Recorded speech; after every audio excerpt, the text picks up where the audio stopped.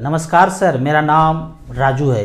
पहले पार्ट में हम बात करेंगे introduction of mutual fund. Beginners के लिए हैं कि जिनको कुछ नहीं पता है म्यूचुअल फंड के बारे में या थोड़ा बहुत पहले भी पता है, तो इस वीडियो में आपको हेल्प मिलेगा कि म्यूचुअल फंड चीज़ क्या है। पहला चीज़ देखते हैं कि मार्केट क्या है। क्वेश्चन होता है कि मार्केट क्या है।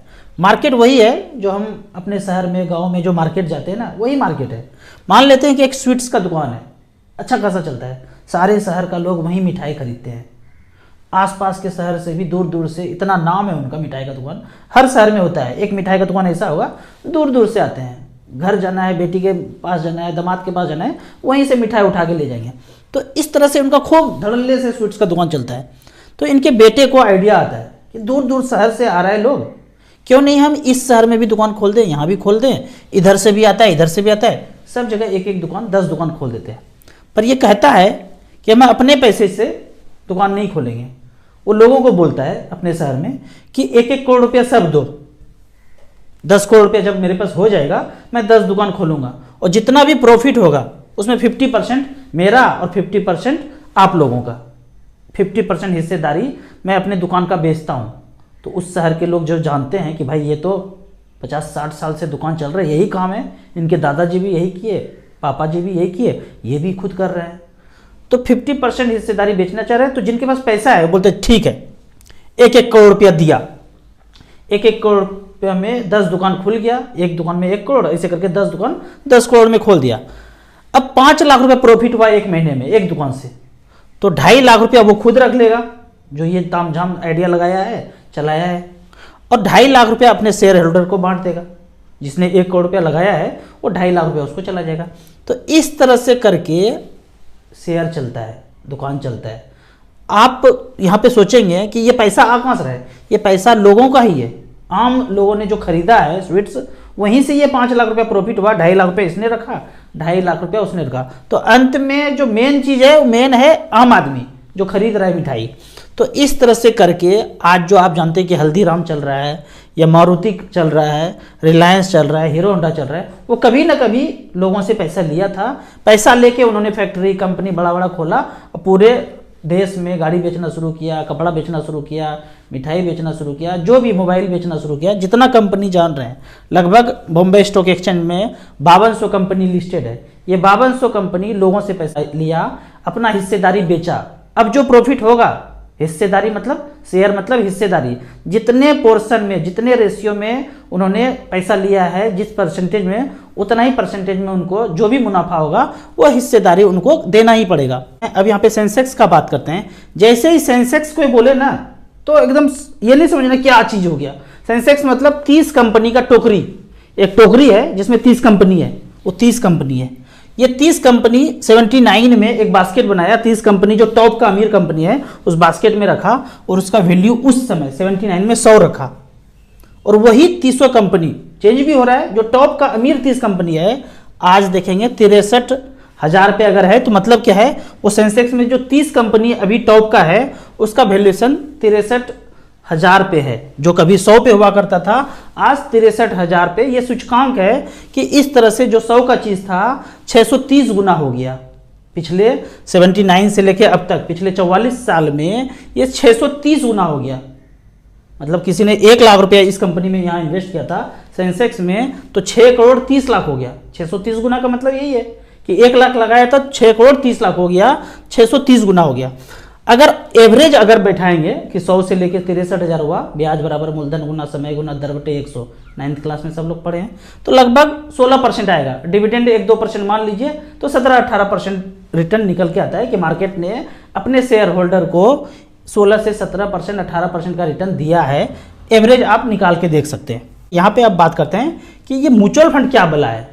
सेम ही चीज है, मार्केट और म्यूचुअल फंड अलग अलग नहीं है। बस ये है, ये जो 5200 कंपनी है, हमें क्या पता कौन सा कंपनी में पैसा इन्वेस्ट करूं ना करूं, साधारण इन्वेस्टर को कहां पता है।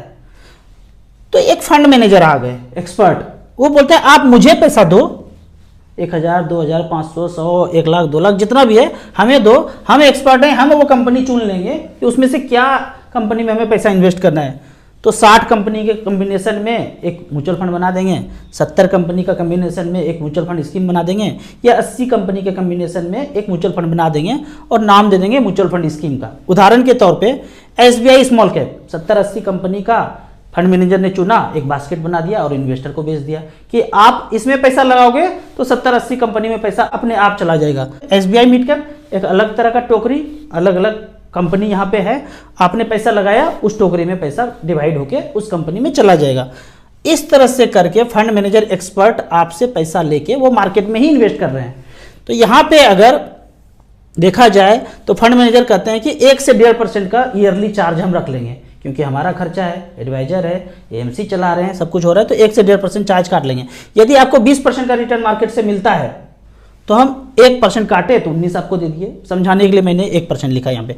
अगर 10% का प्रॉफिट मार्केट से हुआ तो 1% हम काट लेंगे, 9% आपको दे देंगे। लेकिन किसी साल अगर घाटा हो गया, -8% का रिटर्न मिला, तो 1% तो हम काटेंगे ही काटेंगे। फंड मैनेजर एक्सपेंस है वो काटेंगे। तो 8% का घाटा हुआ था, 1% और काटा तो 9% का नुकसान इन्वेस्टर को झेलना पड़ेगा। मुनाफा भी इन्वेस्टर का और घाटा भी इन्वेस्टर को ही झेलना है। यहाँ पे मार्केट जब हम बोलते हैं तो आप बोलते हैं कि बैंक FD कितना अच्छा है, पोस्ट ऑफिस है, किसान विकास पत्र है, सुकन्या योजना है, प्रोविडेंट फंड है, ये तो सेफर है, सेफेस्ट है, इसमें क्यों ना करें, क्यों हलचल में जाए, मार्केट ऊपर नीचे होता है। आप एक चीज़ जान लीजिए, ये जितना भी चीज़ आप जानते हैं, सेफर, सेफेस्ट, ये सब मार्केट में ही पैसा लगाता है, कोई मंगल ग्रह पे नहीं जाता है। तो यहाँ से मार्केट से 15-16% का रिटर्न मिला और आपको कितना मिला, 7, 8, 9। कोई व्यक्ति ये बोलता है ना, मुझे मार्केट में इन्वेस्ट नहीं करना है, कोई रिस्क नहीं लेना है, मुझे मार्केट में इन्वेस्ट नहीं करना है, मैं बैंक में रखूंगा, तो वो जाने अनजाने में गलत बोल रहे हैं। वो पैसा तो मार्केट में ही जाएगा, ये अलग बात है कि मार्केट का बेनिफिट उनको नहीं मिलेगा, 7, 8, 9% ही मिल के रह जाएगा। यहाँ आप पैसा लगाते हैं, यहाँ लगाते हैं, कहीं भी लगाते हैं, वो पैसा मार्केट में ही जाना है। तो कोई ये व्यक्ति बोले कि मैं मार्केट में नहीं लगाऊंगा, नहीं लगाओ। आप नहीं जानते हो कि आपका पैसा मार्केट में ही लग रहा है, आप मुंह से सिर्फ बोल रहे हो कि मेरा पैसा मुझे मार्केट में नहीं लगाना है। आपसे जो भी पैसा लेगा वो मार्केट में ही जाना है। जब आपका पैसा वहीं जाना है, 15-16% अगर अपॉर्चुनिटी है कमाने का, तो क्यों नहीं डायरेक्ट लगा देंगे। थोड़ा सा समझ का फेर है। आप 10 साल 15 साल FD करके छोड़ देते हैं या इंश्योरेंस प्रोडक्ट में लगा के छोड़ देते हैं, तो बेहतर है कि म्यूचुअल फंड SIP में धीरे धीरे करके पैसा लगाएंगे तो इतना रिटर्न हमें मिल सकता है। अब आगे बढ़ते हैं। लोगों का कहना होता है कि सेंसेक्स तो इतना बढ़ गया, 63,000 हो गया, अब कितना बढ़ेगा, इस लेवल से थोड़ी इन्वेस्ट कर सकते हैं, अब कहाँ बढ़ेगा। तो एक चीज़ जान लीजिए, आज से 5 साल के बाद सेंसेक्स क्या होगा ये मैं बताने जा रहा हूँ, और उसके 5 साल के बाद सेंसेक्स क्या होगा, इसका कैलकुलेशन सिंपल है। आज 63,000 दिख रहा है, 5 साल के बाद जो रिटर्न है 15, 16, 17%, 15% कैलकुलेट कर लीजिए। 63,000 5 साल 15%, इस 63,000 का जो सेंसेक्स आज दिख रहा है लगभग 1,20,000, 1,25,000 इस तरह से दिखेगा ही दिखेगा। 10-15% ऊपर नीचे दे दीजिए आप, कभी भी मार्केट में भूचाल आ जाता है। फिर कहेंगे कि 10 साल के बाद कितना होगा, तो 10 साल के बाद आज जो 63,000 सेंसेक्स चल रहा है लगभग 2.5 लाख पे होगा। पूरा ग्रोथ जो है ना, पृथ्वी पे जितने लोग हैं इसी रेट से ग्रोथ हो रहा है। लगभग 6-7% इन्फ्लेशन है, इतना ही ग्रोथ है, दोनों को जोड़ेंगे तो मार्केट का रिटर्न 15-16% मिलेगा। तो 63 हो जाए, 2 लाख हो जाए, 4 लाख हो जाए, आदमी तो बढ़ता ही रहेगा ना, गिरेगा नहीं। जो बढ़ते रहेगा, कुछ ना कुछ तो खरीदेंगे, कहीं ना कहीं तो पैसा जाएगा, किसी ना किसी कंपनी में तो पैसा जाएगा। यदि सब लोग कुछ ना कुछ खरीदना बंद कर दे तो कंपनी धराशायी होगा, लेकिन ऐसा होगा नहीं, कुछ ना कुछ तो आप खरीदेंगे। तो अगर खरीदेंगे, आपका पैसा कहीं ना कहीं जाता है तो मार्केट इसी तरह से बढ़ता रहेगा। यदि इंडिया में म्यूचुअल फंड का बात करें तो ये है बैंक और ये है म्यूचुअल फंड। बाहर के कंट्री में, जो डेवलप्ड कंट्री है US वगैरह में, म्यूचुअल फंड में 80 से 90% लोगों का पैसा वहाँ इन्वेस्टेड है और बैंक में 10-20%, इससे भी कम। लेकिन भारत में उल्टा है, भारत में बैंक में 80-90% पैसा लोग जमा करके रखा है और म्यूचुअल फंड में 10%, 12%, 15%, 20% के नीचे ही है। तो कितना अपॉर्चुनिटी है लोगों का पैसा यहाँ पे जाने के लिए। बाहर के देशों में ज़्यादातर म्यूचुअल फंड में है, म्यूचुअल फंड बैंक को फंडिंग करता है, यहाँ उल्टा है, बैंक के पास ज़्यादा पैसा है, म्यूचुअल फंड के पास कम है। अब एक क्वेश्चन और आता है साधारण इन्वेस्टर को कि म्यूचुअल फंड है क्या ये। तो म्यूचुअल फंड का जो डिफिनेशन है किताबों में, वो ट्रस्ट के रूप में है। म्यूचुअल फंड एक ट्रस्ट है जिसका मालिक सिर्फ और सिर्फ इन्वेस्टर है। इन्वेस्टर मालिक है। इन्वेस्टर कहता है ये एएमसी हमारा है, ये फंड मैनेजर है, ये एडवाइजर है।